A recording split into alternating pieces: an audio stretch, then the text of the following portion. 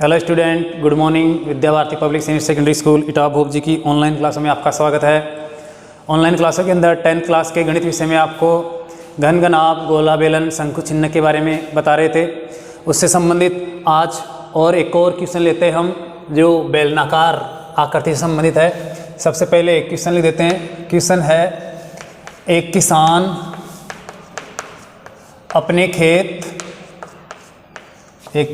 अपने खेत में बनी 10 मीटर व्यास वाली और 2 मीटर गहराई वाली 2 मीटर गहरी एक बेलनाकार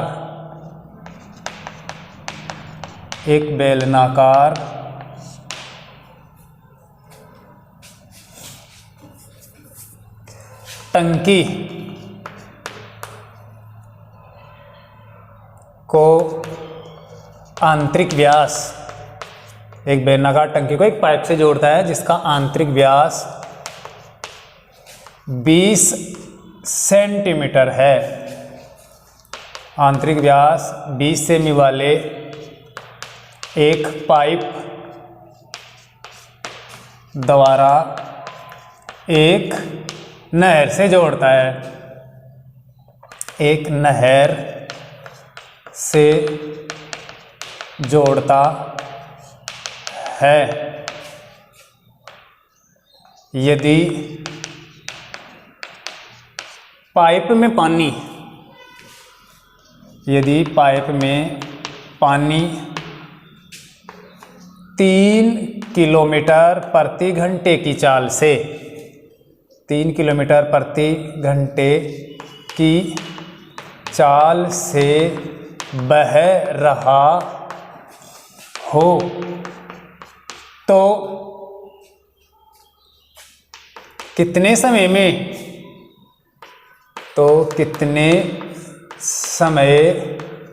बाद टंकी पूरी भर जाएगी।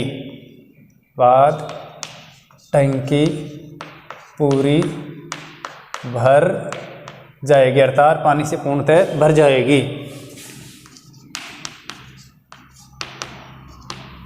ये आपका क्वेश्चन हो गया।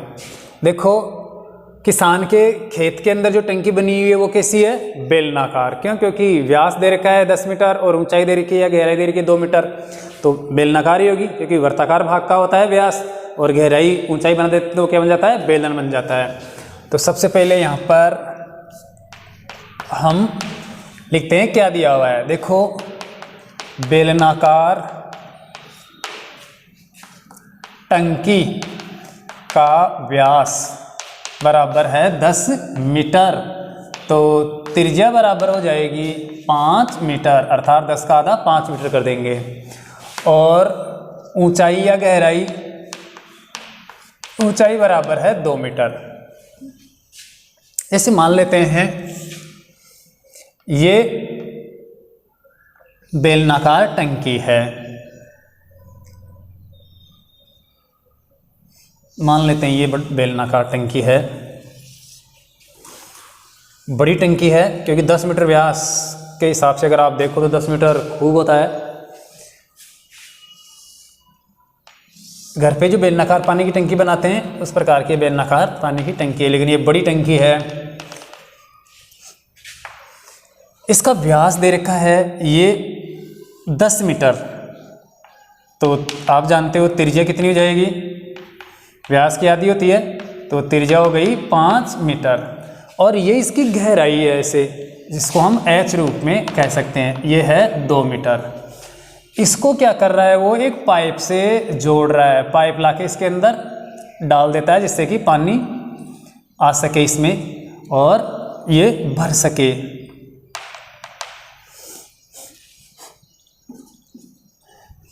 इस प्रकार से पानी आ रहा है इसके अंदर और गिर रहा है इसमें।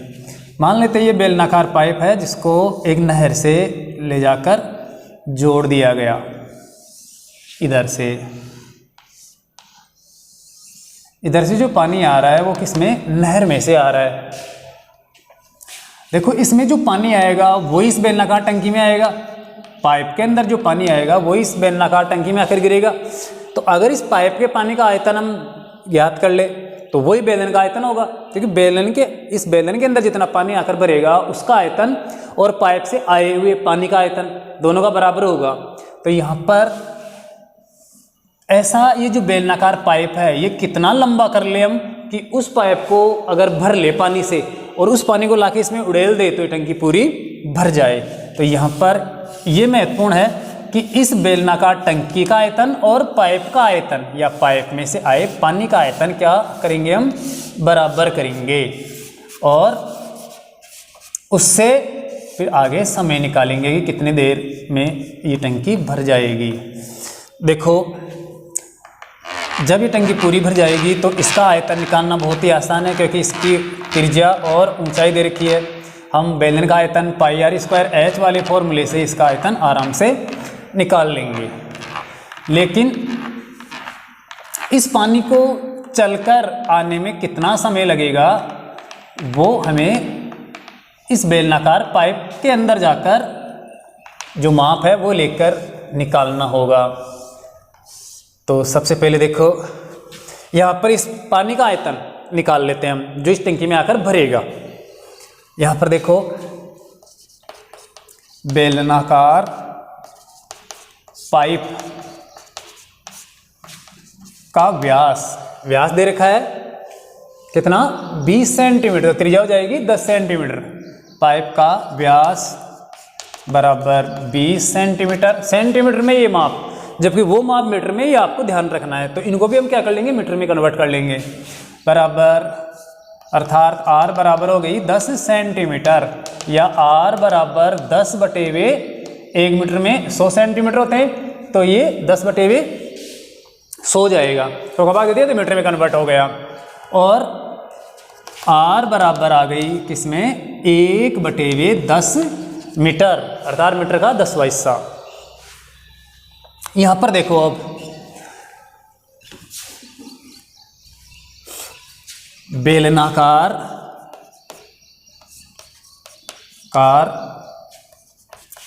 पाइप के पानी का आयतन, बेलनाकार जो पाइप है जिसमें से पानी आएगा, इस पानी का आयतन और इस टंकी के पानी का आयतन क्या होगा, बराबर होगा।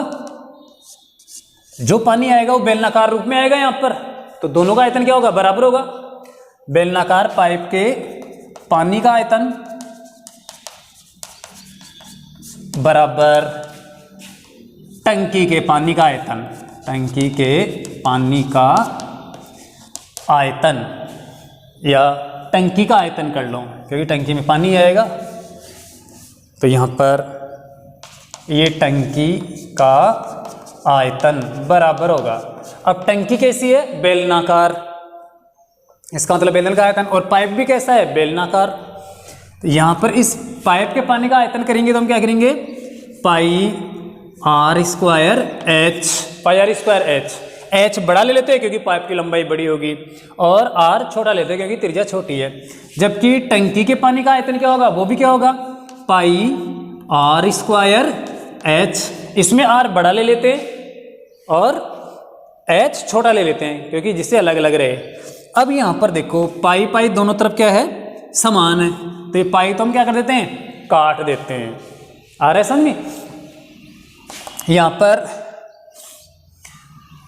माप रखते हैं, इस पाइप की जो लंबाई है वो हमें निकालनी है, आर स्क्वायर को उधर ले जाएंगे तो एच बराबर, यहाँ पर त्रिज्या कितनी है, व्यास 10 सेमी, तो त्रिज्या कितनी हो गई, 5 सेमी। पाइप की ये बेलन का टंकी की त्रिज्या 5 सेमी है, सॉरी 5 मीटर है। तो 5 मीटर गुणा 5 मीटर गुणा एच, एच कितनी है, 2 मीटर, तो ये 2 मीटर बटे हुए आर स्क्वायर आएगा, अर्थात ये लो आर स्क्वायर। अब यहाँ पर हम माप रखते हैं, इसकी त्रिज्या, पाइप की त्रिज्या जो 1/10 मीटर दे रखी है, एच बराबर, एच है पाइप की लंबाई, कितना लंबा पाइप बनेगा, पानी से भरेगा, जिसको इसमें मिलाकर ले ले तो वो लंबाई आ जाएगी। देखो यहाँ पर 5 मीटर गुणा 5 मीटर गुणा 2 मीटर बटे हुए, ये त्रिज्या है 1/10 ऊपर चला गया, गुणा 1/10 ऊपर चला गया, 2 बार लिखना है ना, आ रहा है समझ में। ये मीटर मीटर मीटर स्क्वायर। अब यहाँ पर देखो ऊपर गुणा कर लेते हैं, नीचे मीटर स्क्वायर, ये मीटर से ये मीटर कट जाएगा मीटर स्क्वायर से, बाकी 5 25 25 दूना 50, 50 को गुणा करेंगे किससे 100 से, 10 को 10 से गुणा किया तो 100 आया, और 5 5 25 और दूना 50, 50 गुणा 100 तो 50 अर्थात 5000। सीधे ही H बराबर आ गया कितना 100 दूना 200, 200 पंजे 1000 और 1000 पंजे 5000, तो ये 5000 मीटर है पाइप की लंबाई।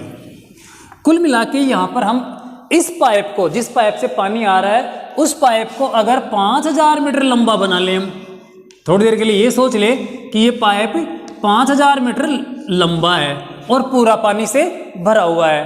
अगर इस 5000 मीटर लंबे पानी से भरे हुए पाइप के पानी को हम इसके अंदर लाकर उड़ेल दे इस टंकी में, तो टंकी क्या हो जाएगी, भर जाएगी। समझ में आ रहा है। हालांकि ये पाइप इतना लंबा नहीं है, लेकिन आप थोड़ी देर के लिए सपोज करो कि इस पाइप को कितना लंबा बनाकर भरे हम, 5000 मीटर लंबा अगर पाइप बना ले हम, जैसे फंवारे वाला पाइप होता है वो 5000 मीटर लंबा पूरा पानी का भरा है, उस पानी को इकट्ठा करेंगे हम तो इस टंकी के बराबर हो जाएगा। कहने का मतलब ये बात है, आ रहा है समझ में। तो थोड़ी देर के लिए तो आप यही मान लो कि ये पाइप 5000 मीटर लंबा पड़ा है जमीन के ऊपर और पूरा पानी से क्या है, भरा हुआ है। हम इस पानी को क्या करेंगे, पाइप के अंदर से खींचेंगे अर्थात दौड़ाएंगे और लाकर किस में डालेंगे, टंकी के अंदर। अब इस पानी के दौड़ने की, दौड़कर आने की अर्थात चलकर आने की जो स्पीड है वो इस क्वेश्चन में दे रखी है कितनी, 3 किलोमीटर प्रति हावर अर्थात 3 किलोमीटर प्रति घंटे की स्पीड से पानी चलकर आएगा। तो थोड़ी देर के लिए आप ये मान लो कि ये जो बेलनाकार पाइप है ये 5 किलोमीटर लंबा है अर्थात 5000 मीटर लंबाई का है और जो पूर्णतः पानी से भरा हुआ है। इस 5000 मीटर की दूरी को हमें 3 किलोमीटर प्रति घंटे की रफ्तार से तय करवाना है। आ रहा है, बहुत ही इजी प्रश्न है। 5000 मीटर लंबा या 5 किलोमीटर लंबा जो पाइप पानी का पड़ा है भरा हुआ, उस पानी को हम खींचेंगे और लाकर टंकी में डालेंगे। पानी को खींचने की या पानी आने की जो स्पीड है, उसमें बहने की जो स्पीड है वो 3 किलोमीटर प्रति घंटे के हिसाब से है। तो कितने समय में ये पूरा पानी आकर यहाँ पर गिर जाएगा, अर्थात इस लंबाई को कुल मिला के 5000 मीटर लंबाई को 3 किलोमीटर प्रति घंटे की स्पीड से कितने समय में तय करनी है। आप अगर नॉर्मल से देखो कि आपको दौड़ लगानी है अर्थात 50000 मीटर, 5 किलोमीटर की दौड़ को आपको 3 किलोमीटर प्रति घंटे की रफ्तार से अगर दौड़ना हो तो कितना समय लोगे आप, तो वो पानी दौड़े चाहे आप दौड़ो, टाइम तो सबके लिए समान है। तो यहाँ पर देखो चूंकि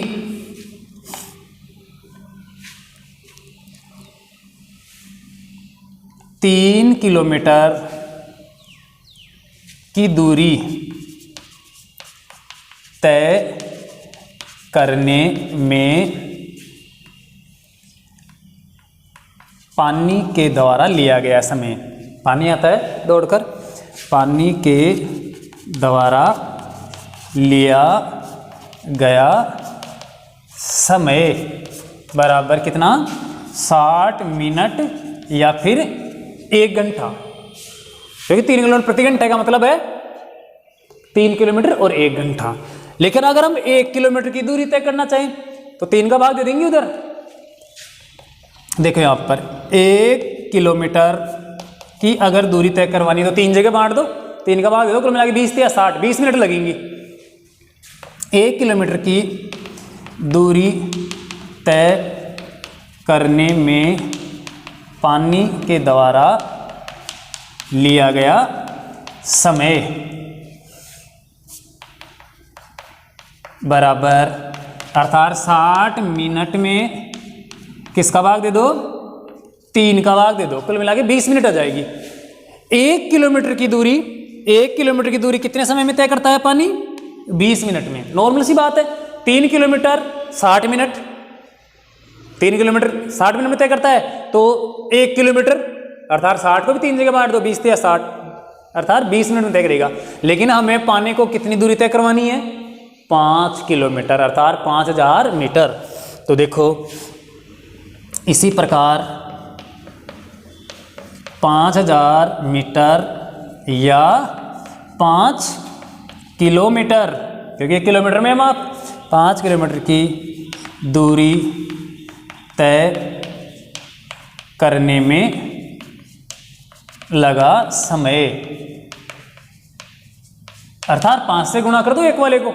1 किलोमीटर में जितनी दूरी तय करता है, 20 मिनट में जो 1 किलोमीटर की दूरी तय करता है उसको आप 5 से गुणा कर दो, तो ये 20 या फिर 60/3 गुणा 5, क्योंकि 1 किलोमीटर में हम आप तो 5 से गुणा करेंगे, ये हो जाएगा मिनट।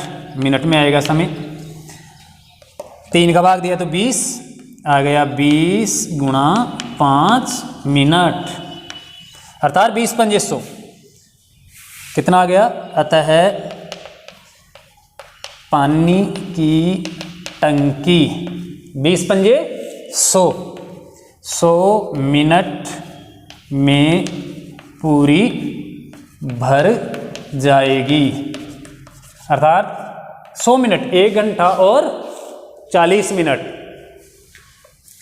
अर्थात घंटे में बात करें तो 1 घंटा 40 मिनट में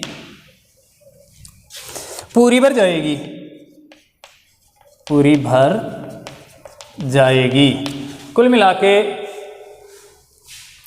100 मिनट इसको पूरी लगेगी टंकी को भरने में। तो यहाँ पर माप निकालना तो बहुत ही आसान है, लेकिन आप समझोगे तब जाके इसको कर पाओगे।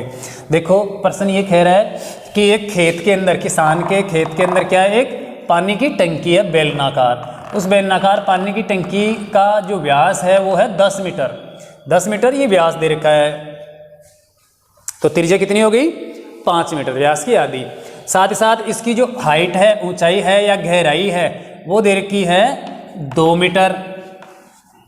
आप इसमें कितना पानी आ सकता है उसका आयतन आप आसानी से ज्ञात कर सकते हो πr² S से। लेकिन अब बात यह है कि इसमें पानी आ कहाँ से रहा है?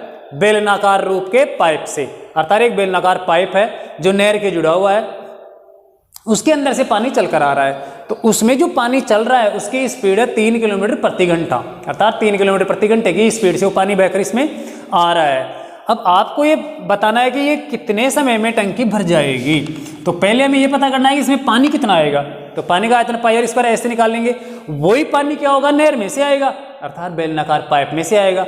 तो बेलनाकार पाइप में आए पानी का आयतन और इस बेलनाकार टंकी में भरे पानी का आयतन बराबर कर लेंगे, इसलिए हम πr² बराबर πr² कर लेंगे। दोनों के अंदर पाई समान है, उसको हटा देंगे।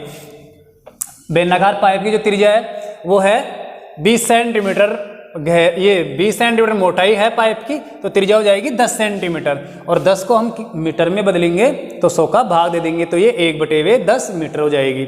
1/10 अर्थात r² रखेंगे, इसका इधर लाके भाग देंगे तो 1 नीचे और 10 ऊपर, 1 नीचे और 10 ऊपर चला जाएगा। इधर रह जाएगा h का मतलब पाइप की लंबाई।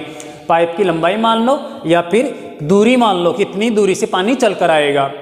तो ये लंबाई क्या है? पानी की दूरी है, जिसको 3 किलोमीटर प्रति घंटे की रफ्तार से तय करना है, स्पीड से आना है। तो h बराबर आ जाएगी 5000 मीटर। कुल मिला के अगर 5000 मीटर लंबा पाइप हो 20 सेंटीमीटर व्यास वाला और उस पाइप में पूरा पानी भरा हुआ हो और उस पूरे पानी को अगर लाकर इसके अंदर उड़ेल दिया जाए तो ये पानी की टंकी भर जाएगी। लेकिन उस पानी को ऐसे तो है नहीं कि हम एक बटन दबाते पूरा एक साथ उड़ेल दें, आने में समय तो लगेगा ना।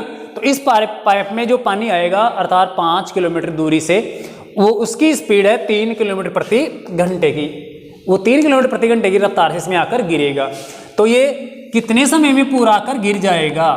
तो इसके लिए आपको स्पीड के अनुसार 5 किलोमीटर की दूरी को तय करवाना है। अगर 1 घंटे के अंदर 3 किलोमीटर की दूरी तय करता है, अर्थात 3 किलोमीटर की दूरी 1 घंटे में करता है, अर्थात 60 मिनट में करता है, तो 1 किलोमीटर की दूरी उसको 20 मिनट में ही कर लेगा, क्योंकि 60 के अंदर 3 का भाग देंगे तो 20 मिनट आ जाएगी। कुल मिला के 20 मिनट के अंदर 1 किलोमीटर, 20 दूना 40 मिनट के अंदर 2 किलोमीटर, ऐसे ही 20 या 60 मिनट के अंदर 3 किलोमीटर की दूरी तय करेगा। जबकि यहाँ पर पानी को कितनी दूरी तय करनी है, 5 किलोमीटर। तो 5 किलोमीटर की जो दूरी है उसको तय करने में समय लगेगा, अर्थात आप 1 किलोमीटर में जो समय लगता है 20 मिनट, उस 20 को 5 से गुणा कर दो तो 20 पंजे 100 मिनट हो जाएगी। कुल मिला के 100 मिनट के अंदर, अर्थात 100 मिनट तक इसमें से पानी चलता रहेगा, गिरता रहेगा। तब 100 मिनट बाद में, 1 घंटा 40 मिनट बाद में टंकी ऊपर तक पूर्णतः पानी से भर जाएगी। तो समझ में आ गया क्वेश्चन, बहुत ईजी है। अब चलते हैं नेक्स्ट क्वेश्चन के अंदर और इस क्वेश्चन को मिटा देते हैं। देखो अगला क्वेश्चन है, 3 गोले हैं हमारे पास, 6 सेमी, 8 सेमी और 10 सेमी त्रिज्या वाले। उन तीनों गोलों को पिघलाकर हम क्या करेंगे, एक मोटा बड़ा ठोस गोला बनाएंगे और उस ठोस गोले की त्रिज्या ज्ञात करेंगे कितनी होगी। तीनों गोलों को पिघलाकर क्या करेंगे, एक जगह कर लेंगे, आयतन निकाल लेंगे। वही आयतन क्या होगा, एक मोटे गोले का आयतन।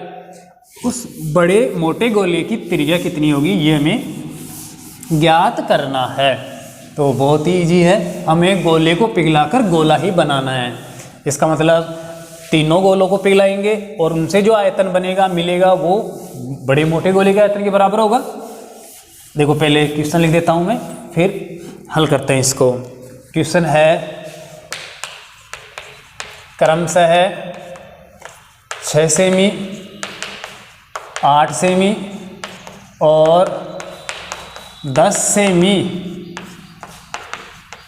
त्रिज्या वाले 3 ठोस गोलों को पिघलाकर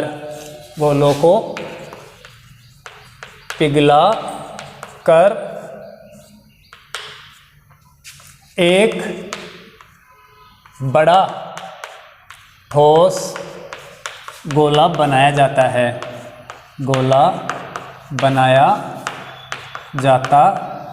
है, इस गोले की त्रिज्या ज्ञात कीजिए। इस गोले की त्रिज्या ज्ञात करें। इस गोले की त्रिज्या ज्ञात कीजिए। देखो हमारे यहाँ पर पास में 3 गोले हैं, 3 ठोस है जिनकी त्रिज्या 6 सेमी, 8 सेमी और 10 सेमी दे रखी है। उनको हम पिघलाएंगे तो तीनों गोलों का जो आयतन मिलकर होगा वो मोटे गोले के आयतन के बराबर होगा। देखो मान लेते हैं ये 3 गोले हैं, एक गोला 6 सेमी त्रिज्या वाला है और एक 8 सेमी त्रिज्या का है, अर्थात उससे थोड़ा बड़ा है, और एक है 10 सेमी त्रिज्या वाला।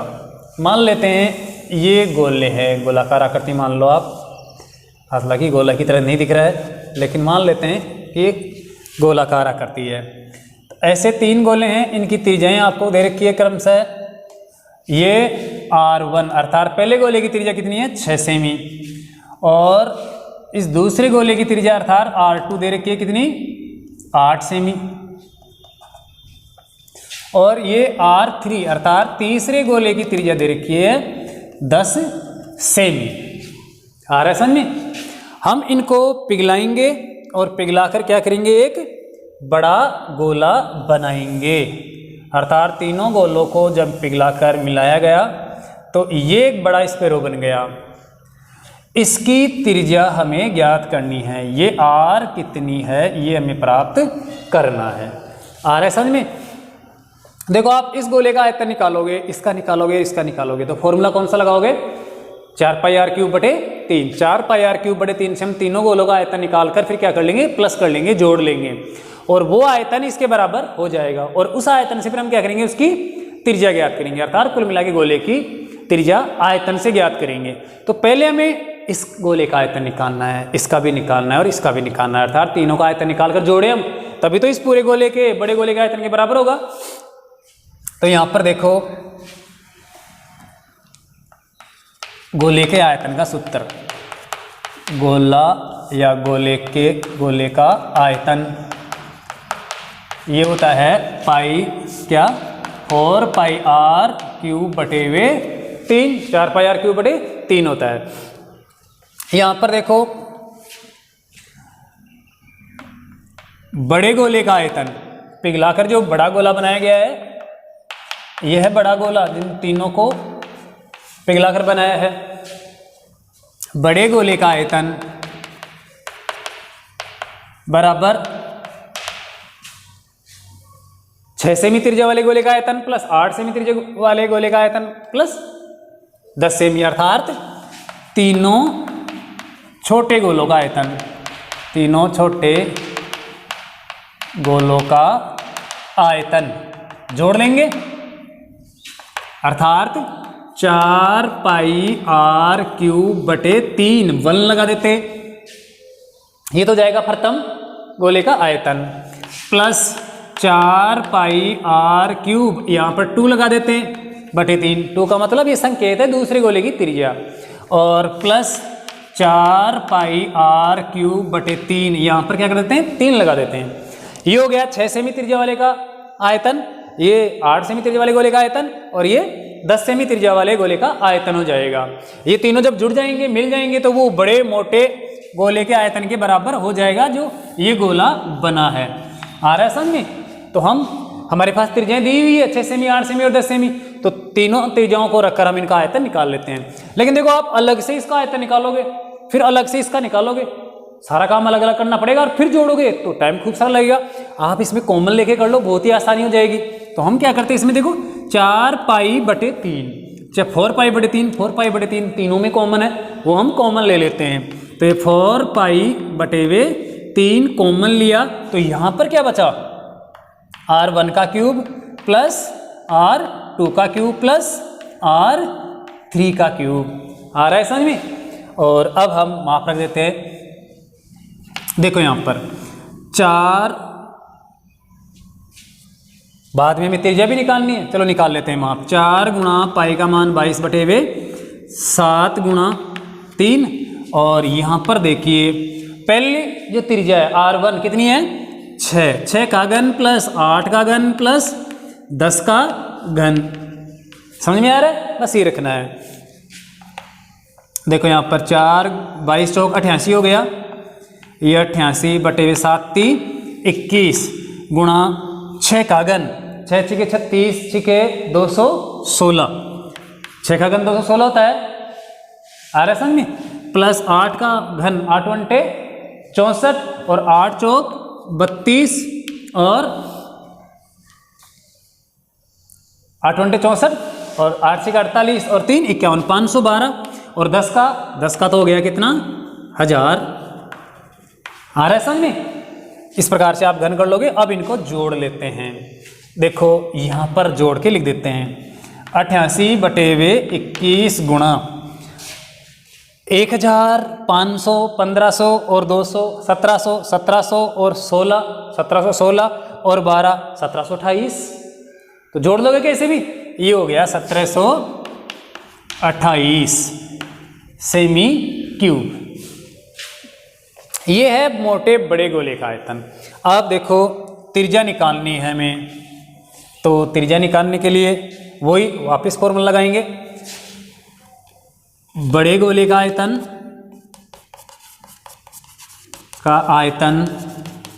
बराबर, अगर 21 का भाग जा रहा हो तो काट सकते हो, 21 एकम 21, 21 7 एकम 7 7 8 21 अंटे 168 168 और बचा कितना 2 और 2 4 48, नहीं जाता 21 का भाग तो 8 8 16 और 2 18, लेकिन 3 से शायद जरूर करता है। 3 से काट देते हैं, पहले काट के सरल कर लेते हैं। देखो 3 से काटते हैं 21 को, तो 3 7 21, इसको काटते हैं 3 से, तो 3 पंजे 15, बचा कितना 2 22, 3 7 21, 1 बचा 18, 3 छिके 18, 576 आ गया। अगर इसमें और करता हो तो देख लो आप 7 का भाग, 7 7 7 8 56, 16 नहीं करता है, इतना लेने देते हैं। अब देखो बड़े गोले का आयतन क्या होगा, वही 4 पाई आर क्यूब बटे 3, बड़े गोले का आयतन भी इसी फॉर्मूले से आएगा। और ये बराबर कर लेते हैं हम कितना 88 गुणा 576/7। वैसे तो अगर पाई रहने देते तो कट जाता, लेकिन कोई बात नहीं, अब ले आते हैं। इधर से पक्षांतर करते हैं इनको और उधर ले आते हैं। इधर r³ रहने देते हैं। तो देखो r³ बराबर, ये 4 पाई गुणा से आएगा तो क्या होगा, भाग लग जाएगा। 88 गुणा 576/4 पाई का भाग लग जाएगा, और बटे में जो 3 है वो आएगा तो गुणा में चला जाएगा, तो ये गुणा हो जाएगा 3 सेमी क्यूब। अब इनका माप रखते हैं। देखो 88 गुणा 576 गुणा 3 सेमी क्यूब और बटे 4 पाई का मान 22/7 जो ऊपर ले जाएंगे, ये ऊपर आ जाएगा। 22 से कम 22, 22 चौक 88, 4 बार कटा, और 4 से काटें तो 4 एकम 4, 4 चौके 16, 4 चौके 16, 144 बार। 4 का भाग 576 में 144 बार गया, क्योंकि 4 एकम 4 बचा 1 हो गया 17, 4 चौके 16, 1 बचा 16 हो गया, 4 चौके 16, तो 144। कुल मिला के यहाँ पर माप आ गया, वो है 4 गुणा 144 गुणा 3 गुणा 7, और ये सेमी क्यूब, ये है r³ बराबर, इधर r है और उसके 3 घात है, तो ये r³ बराबर, इस r³ बराबर r है समझ में। अब हम क्या करेंगे, दोनों पक्षों का घनमूल निकाल लेंगे, क्योंकि इधर r³ है, अगर हमें r निकालनी है, त्रिज्या निकालनी है, तो हमें घनमूल निकालना पड़ेगा। तो यहाँ पर देखो आप r बराबर, ये घनमूल का चिन्ह लगा देते हैं, और कितना है 4 गुणा 144, 4 गुणा 144 गुणा 3 गुणा 7, 3 गुणा 7। तो पहले टुकड़े कर लेते हैं, फिर करेंगे।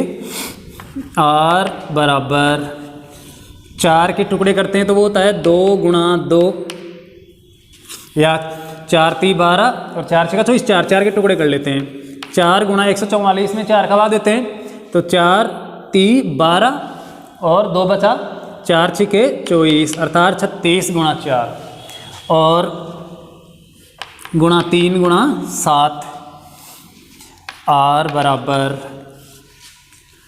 4 और 4 टुकड़े कर लेते हैं। 4 गुणा 9 चौका 36, 4 बार गया, 4 गुणा 9 गुणा 3 गुणा 7, सेमी क्यूब और ये सेमी क्यूब आ रहा है समझ में। देखो यहाँ पर 144 के टुकड़े किए तो 36 गुणा 4, 36 गुणा 4, 36 चौके 144, बाकी ये 3 और 7 है ही। 36 के टुकड़े और कर लिए, क्या 9 चौका 36, ये 4 गुणा 4 तो ये है ही 36 के टुकड़े, 9 चौका 36, 3 गुणा 7। अब देखो 4 3 चौके घनमूल में कितना आ जाएगा, घनमूल निकाल रहे हैं तो 1 चौका ले लेंगे। r बराबर 4, 4 3 चौकों में से 1 4 आ गया, 9 3 27, 9 3 27, इसका घनमूल क्या आ जाएगा 3। अब 7 का नहीं आएगा तो इसको अंडर द रूट में दे दो, ऐसे 7।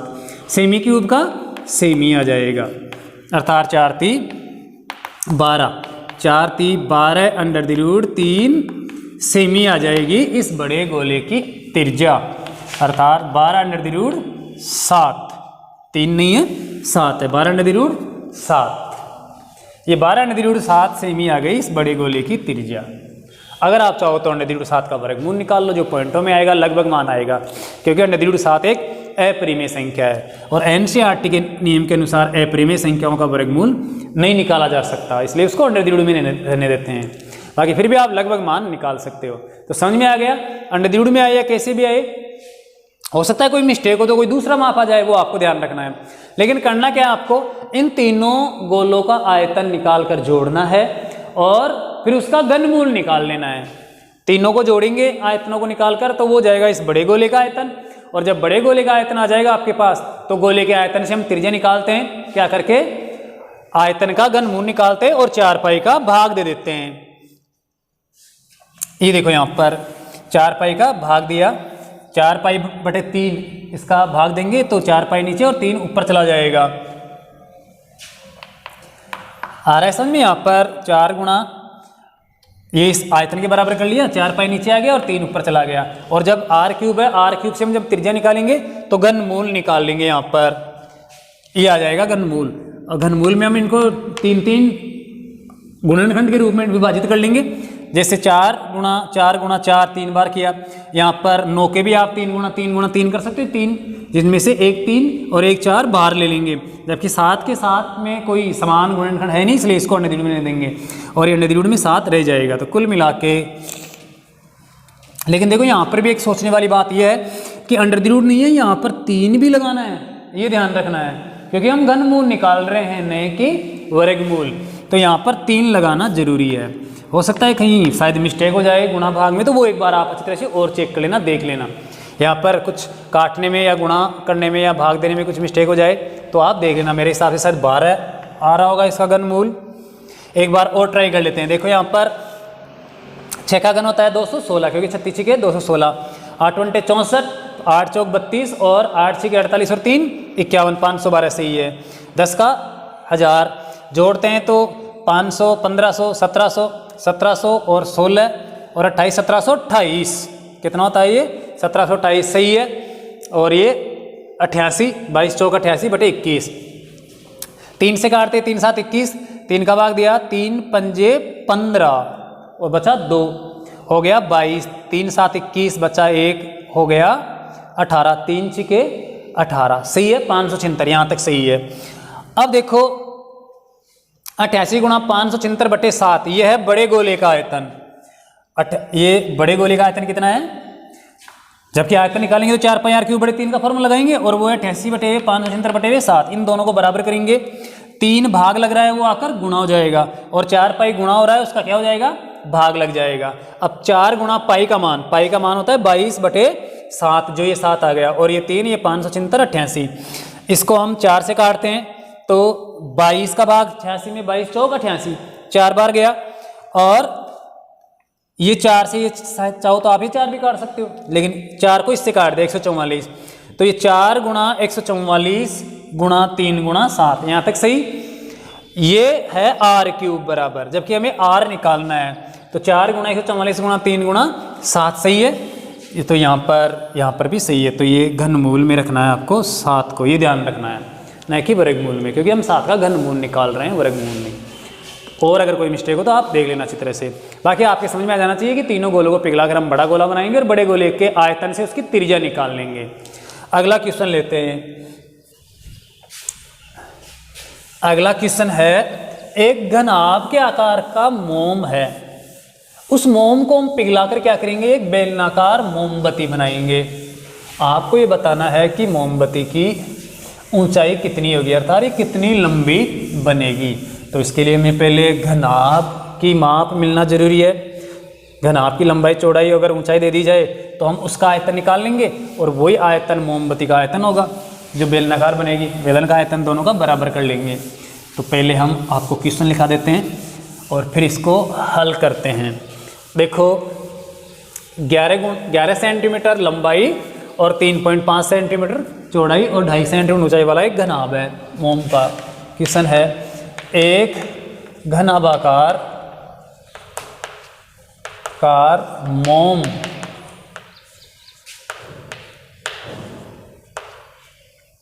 जिसकी विमाएं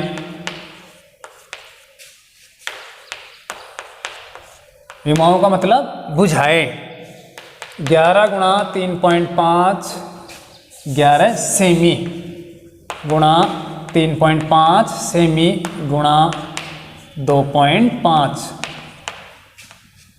सेमी को पिघलाकर, इसको क्या कर रहे हैं, पिघला रहे हैं, पिघलाकर एक बेलनाकार मोमबत्ती, एक बेलनाकार मोमबत्ती बनाई जाती है जिसकी मोटाई मान लो या व्यास मान लो, जिसकी मोटाई 2.8 सेमी हो। तो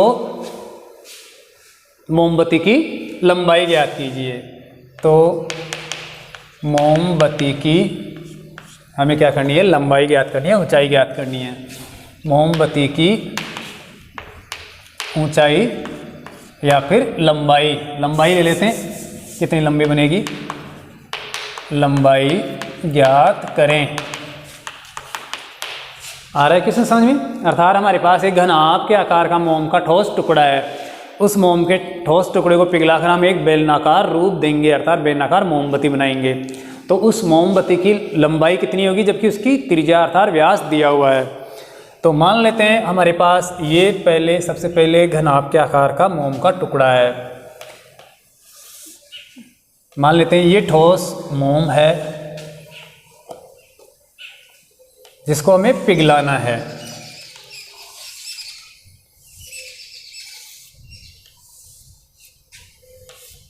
ये ठोस मोम का टुकड़ा है, इसको हम पिघलाकर क्या करेंगे, बेलनाकार मोमबत्ती के रूप में इसको ढालेंगे। इसकी विमाओं का मतलब लंबाई, चौड़ाई और ऊंचाई दे रखी है, वो क्रम से 11 सेमी ये लंबाई, और चौड़ाई है 3.5 सेमी, और ऊंचाई है, ऐसे ऊंची है 2.8 सेमी। यहाँ पर जब इसको ऐसे मोमबत्ती के रूप में बनाएंगे, ढालेंगे, तो उस मोमबत्ती का आयतन भी इसके बराबर होगा।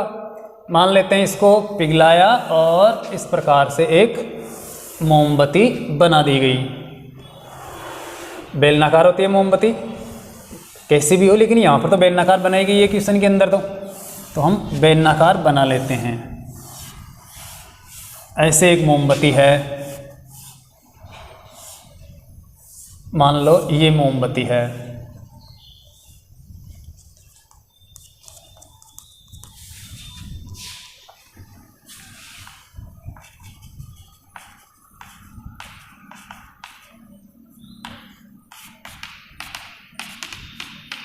मान लेते हैं ये बेलनाकार मोमबत्ती है, हमें इसके बेलनाकार रूप से मतलब है। बाकी ये जो लो दिख रही है चमकती हुई या ऐसे पिघल कर ये बाहर आ रही है, इससे कोई मतलब नहीं है, क्योंकि आएगी तो भी वही बेलनाकार रूप में से तो आएगी। मान लेते हैं ये बेलनाकार मोमबत्ती है, इसका व्यास, व्यास का मतलब इसकी मोटाई, मोटाई दे रखी है कितनी, 2.8 सेमी। तो त्रिज्या कितनी हो जाएगी, r बराबर हो जाएगी 1.4 सेमी। इसको आधा कर देंगे क्योंकि त्रिज्या व्यास की आधी होती है, तो 28 का आधा 14 हो जाएगा, 1.4 सेमी हो जाएगी। इसका आयतन और उसका आयतन बराबर रहेगा, क्योंकि जब ये ठोस घनाभ के आकार के रूप में, तो इसको पिघलाने के बाद में ये बेलनाकार रूप लेगा, तो दोनों का आयतन बराबर रहेगा, क्योंकि आयतन कभी भी चेंज नहीं होता है, बदलता नहीं है,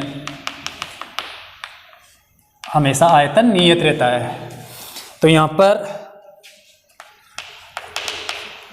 ठोस घनाभ का आयतन बराबर बेलनाकार मोमबत्ती का आयतन बराबर रहेगा दोनों का। देखो घनाभ का आयतन होता है LBH, शॉर्ट के अंदर लंबाई गुना चौड़ाई गुना ऊंचाई, बराबर बेलनाकार आकृति का आयतन होता है πr स्क्वायर h, सीधा ही। यहाँ पर लंबाई गुना चौड़ाई गुना ऊंचाई दे रखी है 11 सेमी गुणा 3.5 सेमी गुणा 2.5 सेमी, ये लंबाई चौड़ाई ऊंचाई है। पाई का मान 22/7 गुणा त्रिज्या है 1.4 गुणा 1.4 और गुणा h हमें ज्ञात करना है, बाकी सेमी स्क्वायर हो जाएगा। तो देखो सभी मानों को इधर लाते हैं, हम पक्षांतर करते हैं। तो इधर यहाँ पर ऑलरेडी पहले से है 11 सेमी गुणा 3.5 सेमी गुणा 2.5 सेमी, उधर से ये 22 गुणा 1.4 गुणा 1.4 गुणा से आएगा तो भाग लग जाएगा। तो ये तो 22 गुणा 1.4 सेमी गुणा 1.4 सेमी, और जो 7 है वो भाग में वो आएगा तो क्या हो जाएगा, गुणा हो जाएगा। आ रहा है समझ में? इधर बच जाएगा कौन, h, अर्थात मोमबत्ती की लंबाई ऊंचाई जो हम ज्ञात करेंगे।